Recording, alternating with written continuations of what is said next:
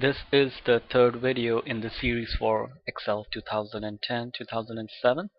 In this video, I'm going to go over two things, and time permitting, maybe a little more. I'm going to go over naming ranges and examples of absolute reference. So in this example here, I've got a section where I've got sales for shirts, pants, and shoes, total, and a grand total.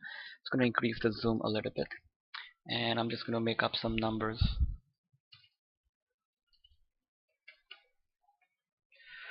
So I'm just trying to put some numbers in here so I can use this as my example.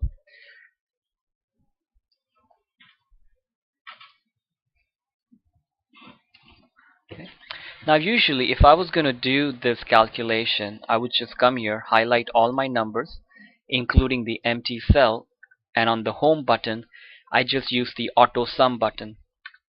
And it puts my total there for it. It automatically puts the summation. I don't have to put the equal sign or anything like that.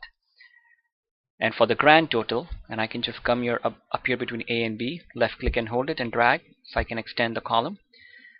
For the grand total, which is the total of these three numbers or all of these numbers, I click in the cell for the grand total, start the auto sum, highlight the three cells, and then hit enter, and that's my total. But for this exercise, I want to do what is called naming ranges. So I'm just going to do it differently as an exercise. The idea behind naming ranges is that I can highlight a given range and I can give it a name to that range, and then I can use it in a calculation anywhere on this sheet or any of the other sheets that I would like to do the calculation.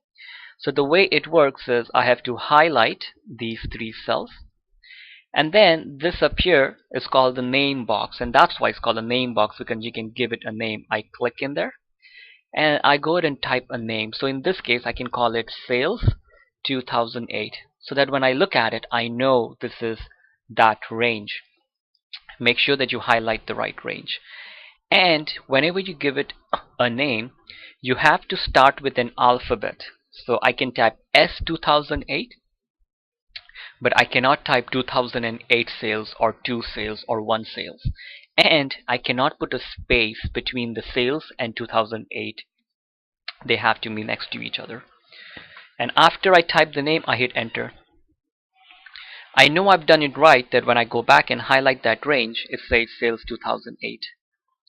I'll highlight the 2009 sales, click in the name box, type sales 2009, enter. Now make sure, if you see, if I highlight it like this, including the 2010, I'm doing it wrong because 2010 is not part of my sales number. Highlight the three things, click in the name box, sales 2010, and I hit enter. It's going to go back and check it again. 2009, sales 2008. Now when I go to the total up here, instead of using the auto sum, I can do equal SUM, start the bracket, press F3 on the keyboard, which will open a window that will allow me to pick the names. So I click sales 2008 and I click OK and I hit enter. The same way I can click in the cell C5, start the auto sum. Auto sum will always put the equal and everything for you and makes a guess about the things you want to calculate. Now I don't want to do this. I'm just going to press F3, choose sales 2009, click OK, enter. Go to the next cell. I can do it manually, equal to sum, start the bracket, F3, sales 2010, enter. Now for the grand total, I can start the auto sum, press F3, sales 2008, click OK, comma, F3, sales 2009, comma, F3, sales 2010. Now you might still be wondering what's the benefit of this. The benefit is, if I go to sheet 3 and say I put here grand total, and I want to put the grand total here, So instead of going there and copying in something, I can create a grand total here by using the auto sum. Press F3 and I can choose sales 2008, comma, F3, sales 2009, comma,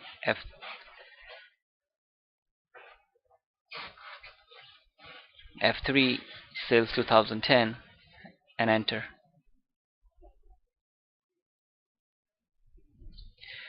So this is really good in places where you need to use some cells and you need to use this range of a cell in a calculation on many different places a lot of times. So you don't have to keep coming back and highlighting the cells. You can just use the name of the range in your calculation. So that's what naming ranges is all about. I can go to the sheet 2, and on sheet 2 I've got an example for absolute reference. So in this example, what I want to do first is do the total. So I can just highlight my cells like this, including the empty cell, and I click on the auto sum button, and it automatically puts the summation and puts 25,000 there.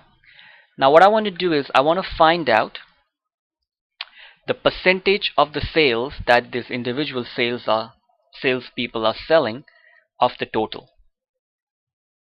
So what do? Is I do equal individual sales, which is B2, divided by the total, and I hit enter. Now I look for the fill handle and I pull it down and I get an error message, because if you remember from the first video I talked about fill handle. Fill handle, when it goes down the row, it will change the row in the calculation, leaving the division sign exactly the way it is. So the formula doesn't change, but it changes the B2 to B3, but the B5 changes to B6, and then B7, and then B8, and B8, B7, B6 are empty, so you get an error, divide by 0, which is you cannot divide anything by 0 in math. So to fix that problem, what I have to do is when I'm doing this calculation, I'll redo it, equal individual sales divided by total. I have to somehow tell Excel that when I use the fill handle, don't change the cell in the calculation. And to do that, I have to press the F4 key on the keyboard. In my case, that button doesn't work because I'm doing this using a program. So I'll have to just type the $sign manually around the B and 5 like that. But if you press the F4 key on the keyboard, it will put the $sign for you. Now I hit enter. I look for the fill handle, copy it down, and there it is. Now if I want, I can use this percentage symbol and it puts my information in percentages. So whenever you have any kind of a calculation in which there is this one particular cell you don't want to change in the calculation, you have to use the absolute reference. Now I just want to show you some of the basic features of formatting which are available in Excel, and also some inserting rows and column features. So say for example I forgot to type someone's name in here and I wanted to add a new row right above the word Peter.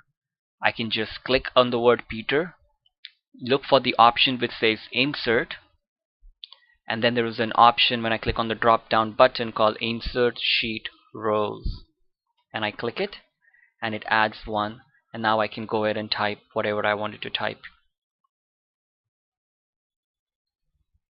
I can make up a number, then I click here and just use the fill handle and everything's okay, and you see all the totals and everything automatically took care of it. I can even click here and I can insert a sheet column, so it puts the column on the side. I can even, while I'm on this column, I can click the delete button. There's drop down, click delete sheet column and it deletes it. Same way I can click on Tony, choose delete sheet row, and it will delete it.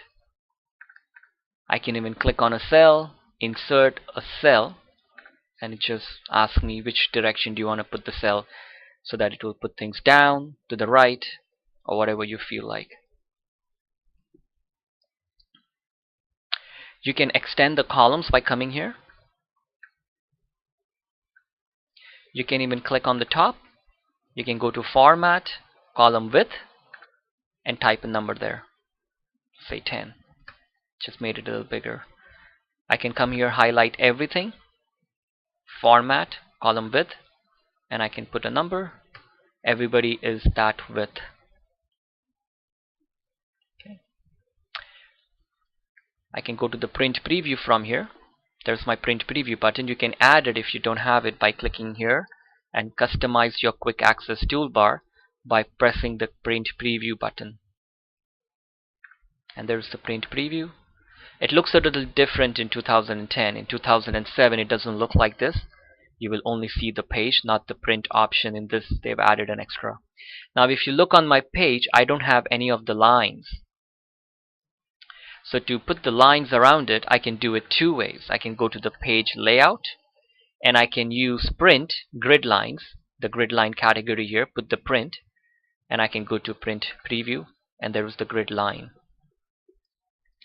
I go back to home. In 2007 you see a red X button around here. You press that or you hit escape on the keyboard. It also works in 2010 and it comes back. Now if you want, I can highlight my information, and this category here, which is called bottom border, but it actually means just border, I click on the drop down button and I can choose all borders, so it will put a thick line around it.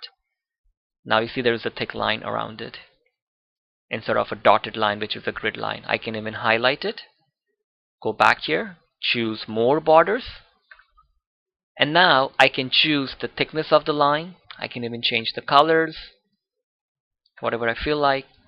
All I need to do is make sure I click here and choose outline and inside. If I don't do that, it doesn't change it. You see the change shows up here, and I click OK, and there it is.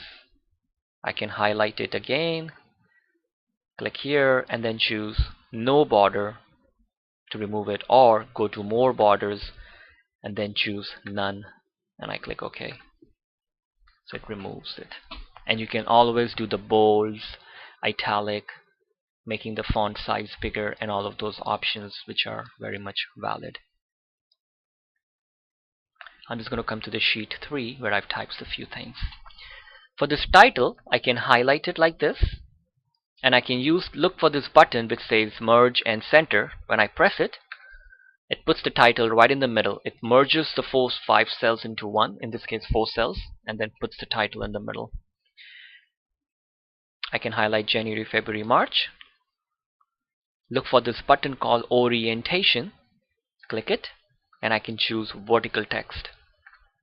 Now it puts the words in like this. I can also choose it to put it as an angle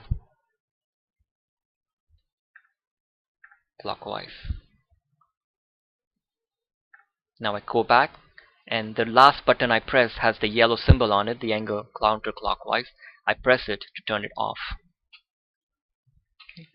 Remember, you can always pause the video at any time and just practice this and come back and go back and look at it. I can highlight these numbers and I can put a dollar symbol, and as you see it puts the -200 in brackets. Now if you wanted to customize this a little bit more, you can click at this button here at the corner of number category. It opens this format cell window, and I can go to currency, and I can choose that I want my negative numbers to show up in red bracket, and I click OK. Now whenever I have a negative number here, it will be red. Now this up here in A4, I've typed the whole word line 1, line 2 in that cell. If you look up here in the formula bar, you see it's not that I put line 1 in A4 and line 2 in B4. B4 is empty. Everything is in line 1, line 2, and I don't want to extend my column. I want to leave it like that, but I want to do it in such a way so that line 2 comes right below line 1. And they've added a really good shortcut to the ribbon, and it's called wrapping text. It's right above merge and center. You press it and it puts it in a wrapped way. So you can do that for like first name, last name kind of thing. you can use that option to do that. So that's it for this video for naming ranges, absolute references, and some of the formatting features which are available in Excel. You can always use this, like putting things in the middle of the cell. I can highlight more than one cells and do it. So those options are always available. And then you have the options for merging. If you change your mind, you can just click here and then choose unmerge, so it goes back to normal. Thank you for watching naming ranges. So I'm just going to do it differently as an exercise. The idea behind naming ranges is that I can highlight a given range and I can give it a name to that range, and then I can use it in a calculation anywhere on this sheet or any of the other sheets that I would like to do the calculation. So the way it works is I have to highlight these three cells, and then this up here is called the name box, and that's why it's called a name animation. I don't have to put the equal sign or anything like that.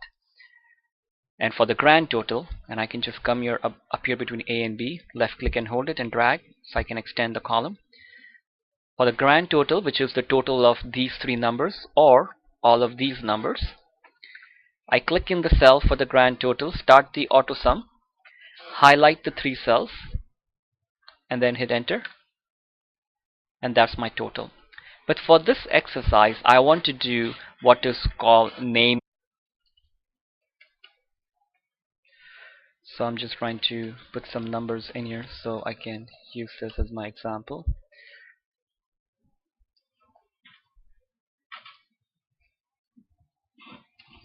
Okay.